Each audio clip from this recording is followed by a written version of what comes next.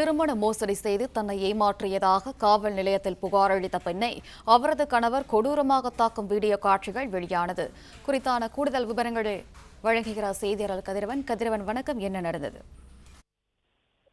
சென்னை பெரம்பூர் பகுதியில் பிபிஓ நிறுவனம் நடத்திடக்கூடிய 23 வயது பெண் ஒருவர் தற்போது காவல் ஆணையர் அலுவலகத்தில் புகார் ஒன்றை அளித்து தனக்கு பாதுகாப்பு தர வேண்டும் என்று தஞ்சம் அடைந்திருக்கிறார்.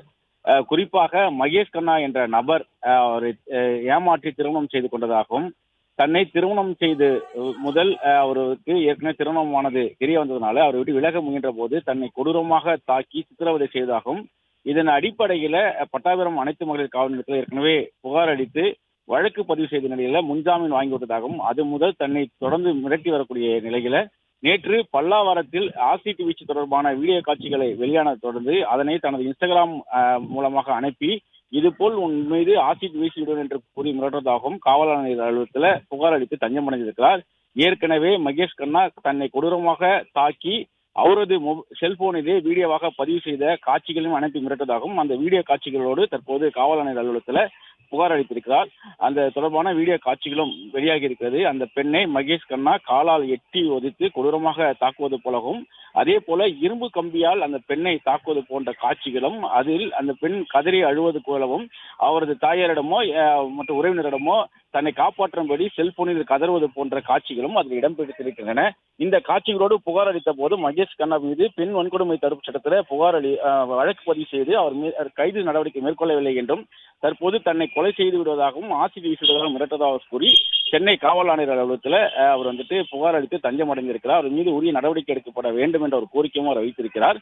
செம்பியம் பகுதியில் இந்த சம்பவம் நடைபெற்றதாகவும், செம்பியம் போலீசார் மேற்கொண்டு எந்த விதமான நடவடிக்கையும் எடுக்க வேண்டாம் என்று எழுதி வாங்கி கொண்டு தன்னை அனுப்பி வைத்ததாகவும், அதன் பிறகுதான் பட்டாபிராம் அனைத்து மகளிர் காவல் நிலையத்தில் புகார் அளித்ததாகவும் அவர் தெரிவித்திருக்கிறார்.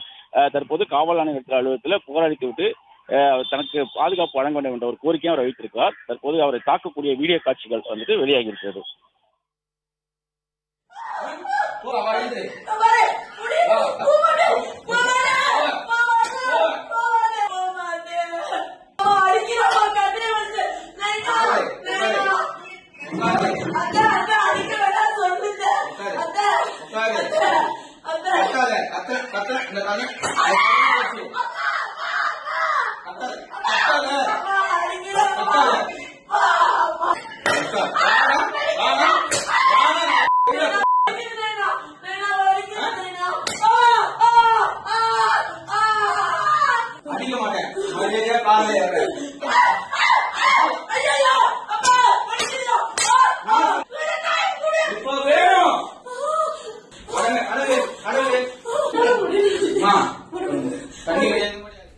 பிளே ஸ்டோர் மற்றும் ஆப் ஸ்டோரில் இருந்து பாலிமர் செயலியை QR கோடு மூலம் பதிவிறக்கம் செய்யுங்கள்.